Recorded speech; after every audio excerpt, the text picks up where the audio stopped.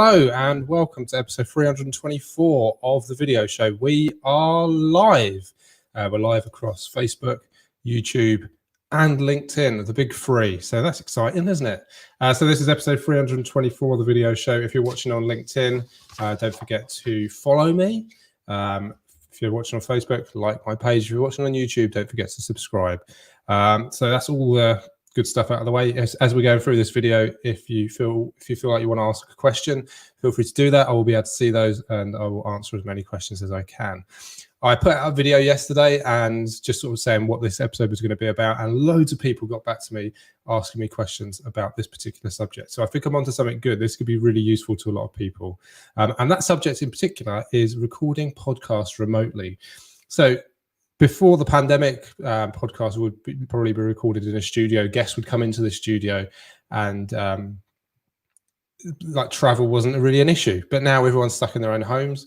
Some people still go into the office and stuff like that. But how do you go about recording your podcast with everybody spread all over the place? That's what I want to talk about today. I've got loads of questions already, so feel free to ask me more questions as we go.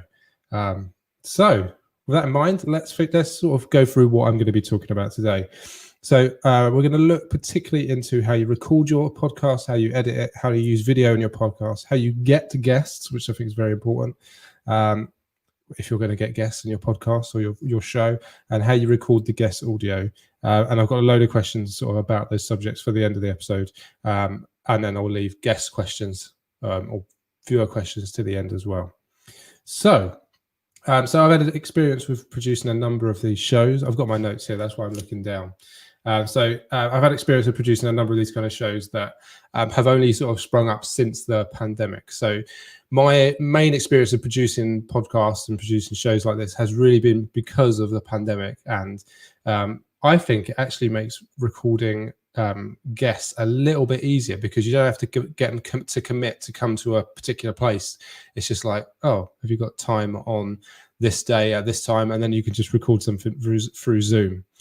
So I think getting guests is a little bit easier. And the shows that I've created in particular are a show that's coming out next Wednesday called Consultancy Insights, which is all about becoming a consultant, going from employment to self-employment. And then there's live streaming, which I've got up on this screen here on my website. So take a look at that. That's sort of another video-based show, but based on the franchise industry on the website. So back to me. And then also the Mob Show, which could be live today across my LinkedIn, Facebook group, and YouTube as well, which is all about the franchise industry. So the way that we go about doing that is, I'll talk about that a little bit more in a minute, but firstly, let's talk about the gear I use for recording my side of the show. So if we cut to that, so yeah, this is my setup here.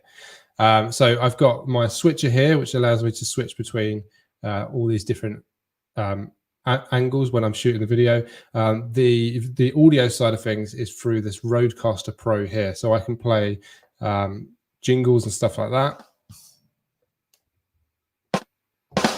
There we go. Sound effects like that, and I can also record guests through this as well, and then I can also sort of use it as my headphone input, and I'm actually recording the show using this button here. I'll probably make a whole episode about the Rodecaster Pro, but there's a guy on YouTube called Tom Buck who makes loads of videos about this. He's the reason why I bought this.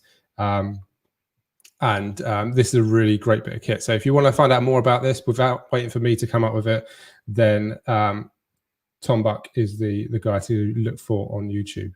So this really enables me to record my audio and the guest audio through this. I can have 4 inputs in the studio here, and then like a guest input or a phone input as well.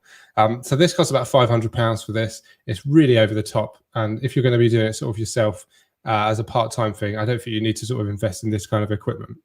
But yeah, the switcher as well, I think it's really has really helped step up my live video game. So I can switch between like cameras like this, and then to the iPad as well, which is off at the moment. So that's how I do it. And then the guests I usually record through Zoom. So we set up a Zoom call. We're recording everything through Zoom in terms of my side of the audio, my side of the video and audio, and their side of the video and audio. And Zoom is really good because it records not only the video side of things, but it also records everybody's audio, and then it gives me multi-track audio options as well. So it gives me like the guest audio, and then it gives me my audio separately as well. So when it comes to editing, that makes it really, really easy. But because like this is technology, it can't be totally trusted. I also record my audio and their audio remotely as well. So I record my audio into here. I record their Zoom audio into here as well, and Zoom saves it as well. But what I also do is ask them to record their audio separately as well. So whether they do that using a microphone or whether they do that using their phone as well is a really good option. So I got this idea because I was listening to Louis Theroux's podcast called Grounded, which is a really good podcast if you haven't listened to it. And this is a podcast he's put together in lockdown. And the guests, all they do is record their audio using their phone. So they hold their phone like that, or they put their phone on their desk. And that's a really good way of just recording audio as well. And then once you finish the interview, before you leave, you ask them to send you the audio, because if you leave it later or like a day later or something like that, you'll be chasing them for the audio. So if they can just send you the audio through Dropbox or as like a WhatsApp message, it makes it a lot easier. And then you've got another option, and then you can look to see if the Zoom version of the audio is better or the phone version is better as well. So if they've got internet problems during the Zoom call, it's always good to have a backup audio recording. So, that's the first page of notes gone. Blimey. As I said before, if you've got any questions throughout this episode, feel free to ask me in the comments. I'll be very happy to answer. And if you're watching this later on as well, feel free to put them in the comments and I'll try and answer them in another video later, probably next week.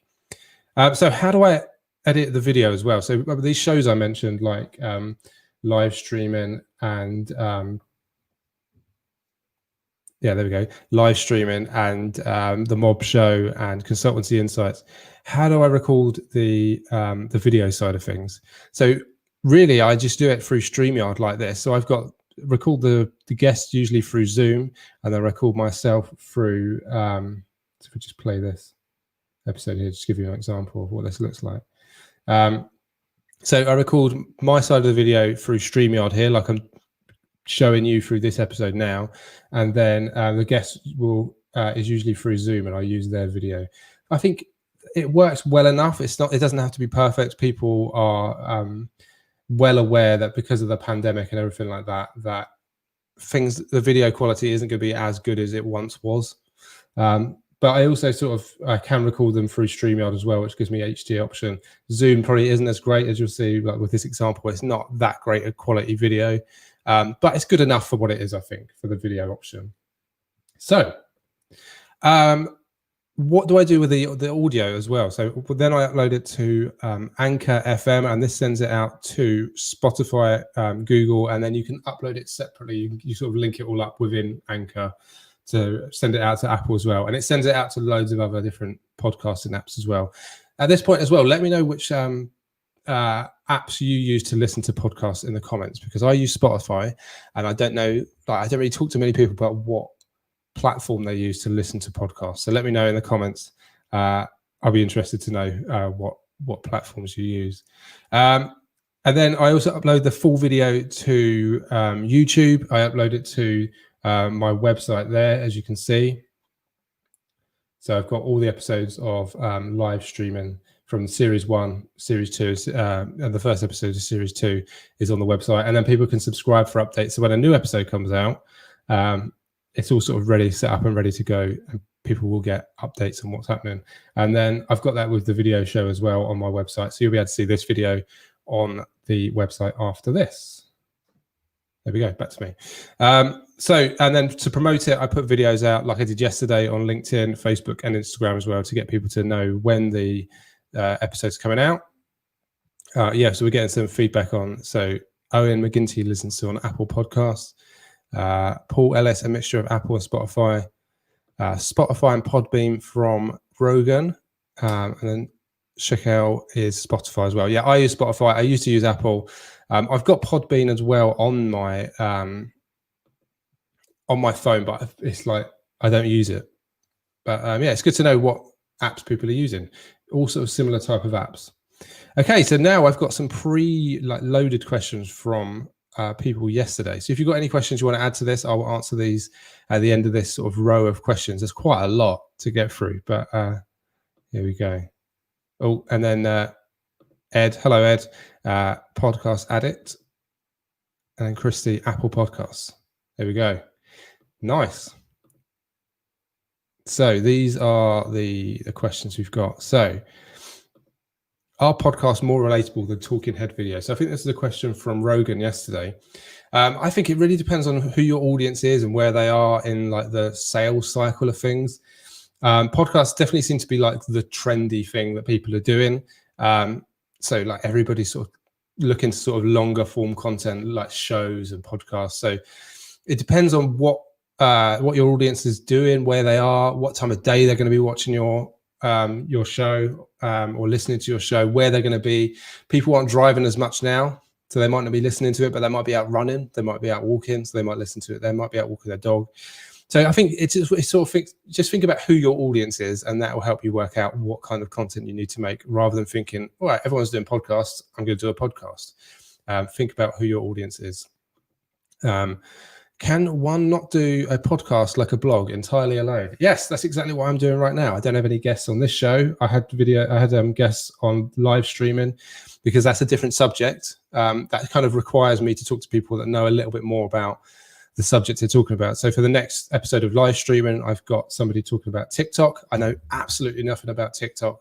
So I sort of need that guest to come in and tell me about what TikTok is. But with this kind of thing, I kind of know what I'm talking about a little bit. So you can do it on your own. You don't have to sort of rely on guests. So it really depends on the subject matter. And then also, are you comfortable making these videos or these podcasts week after week after week after week on your own? Whereas if you've got somebody else with you, they'll kind of encourage you to do it. So with the Mob Show, there's 4 people involved with making it. And I think if it was just one person or 2 people, these new episodes might not get made all the time. What's the best platform? So yeah, we mentioned this. People were going through and mentioning the platforms they use. So for me, I use Anchor, and that sends it out to a load of different podcasts and apps. But yeah, we saw Apple and Spotify were very much the top ones that people mentioned. And Anchor does send it to those. So I would recommend sending it out to multiple platforms by using something like Anchor. What if I'm recording a Zoom call? What should I do with the audio, or do you recommend using another platform? So yes, I think for me, like the Zoom audio has worked pretty well. It's good to have as like a backup, but I would also record as I said before, record the audio like yourself. So I'm recording my audio here. This will go out as a podcast itself. I've kind of got to do that, haven't I? If I'm talking about podcasts, I've got to make it into a podcast, and then ask your guests to record their audio using their like a microphone, like a USB microphone, something like that, or using their phone if they don't have that. Then they can send you that audio separately, and then you've just got a backup. So it's a good idea to have backups, just in case Zoom drops out. What are your thoughts on music and sound effects in the podcast? So yeah, I said like with the soundboard here, like I've got the option to add music and stuff like that to the podcast if I need to do it. It's a good idea just to I think it's a good idea to have like opening music and stuff like that. So for the video show, I often have this song. Well, this song's been like the theme tune for years. It's just good to sort of start it off nicely and then end it quite nicely as well. It just ties it all together. Yeah, and it's up to you what you want to do. If you want to make it fun and use like funny sound effects like that, why not? It's just good fun, isn't it? What's the best way to record audio? So it's I think you can get a pretty decent microphone for around sort of £80 to £100. I've got some Blue Snowball mics here that I used to record on before, and then like failing that, you just use your phone. Your phone's got a pretty good microphone on it. Don't use the microphone that's automatically in your laptop. It will not be good enough. But just sort of buy a decent quality microphone. This is a Rode NTG1. Hold on, it's on the shelf up there. NT1A, sorry, an NT1A. They've got loads of different names for microphones. And then I'm putting it through the Rodecaster Pro here, recording my audio. How do you approach the person you're interviewing and discuss the background they use? So I know who this question was from. And so what I've started doing with the Mob Show in particular is to invite guests to a 15-minute briefing call. So they agree to come on the show, and then we have a 15-minute chat beforehand, so I can check like their internet speed and how it all works. I can brief them on what the background is. So I've still got my Christmas lights up behind me, purely because I had people coming in January, but then we had the lockdown. So like, what's the point in taking them down? I think they look quite good. So yeah, having that 15-minute call, just go through, talk to them about what background they can use, talk to them about what we're going to be talking about. Is there anything that they want to promote? So if they've got a book, have they got a video series coming out? Have they got a podcast of their own coming out or already out? Just, yeah, have that 15-minute call just to sort of brief them, and then maybe record the podcast a few days later. How do you deal with issues around syncing and audio? So that's a really good question. So as I mentioned, I'll take this down quickly. So this, my switcher here, that allows me to, during like a live broadcast, if the sound is slightly out of sync, I can go onto the ATEM Mini app and sync that sound up. If you don't have one of these, then there's a live streaming platform called Ecamm, and I've noticed that can also help sync your audio. This is a particular problem for USB microphones when you're live streaming. Something to do with like it's a USB input, so I don't really know, but like it's something to do with like the microphone and the video sort of have different speeds of something. I should really know that, but yeah, I do know that I've had problems with USB microphones in the past. So there are ways of syncing it. So use Ecamm, or you can just pre-record everything and then sync it up, and then just put it out as a pre-recorded video. How do you edit the video version? So yes, I take the video from StreamYard, I take the video from Zoom, and then I take all the audios and I edit them in Adobe Premiere Pro. And then because if I've got their separate audio, my separate audio, it just makes it a lot easier to edit and a lot quicker.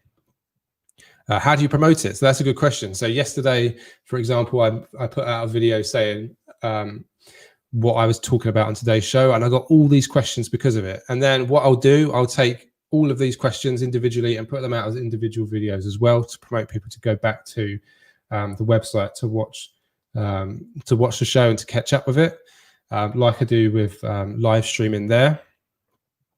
And then just get people to subscribe. There we go.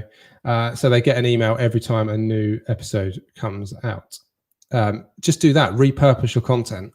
So with Consultancy Insights, we've got so much promotional content off the back of these videos. It's really quite exciting how much we've got. And it's just going to point people to that website where they can subscribe for updates. And then that's how we're going to measure it, is how many people subscribe to it, how many people are watching it, how long they're watching it for. And then you really do get a good idea of how you're doing. So repurpose that content. It doesn't have to be hard. You don't have to make new bits of content each and every time. You can just use bits of your video, bits of your live stream, bits of your audio recording, and put them out as other bits of content. This is the last pre-asked question. I see we've got a few more questions coming through. How do you hook up your digital camera? Really good question. So there we go.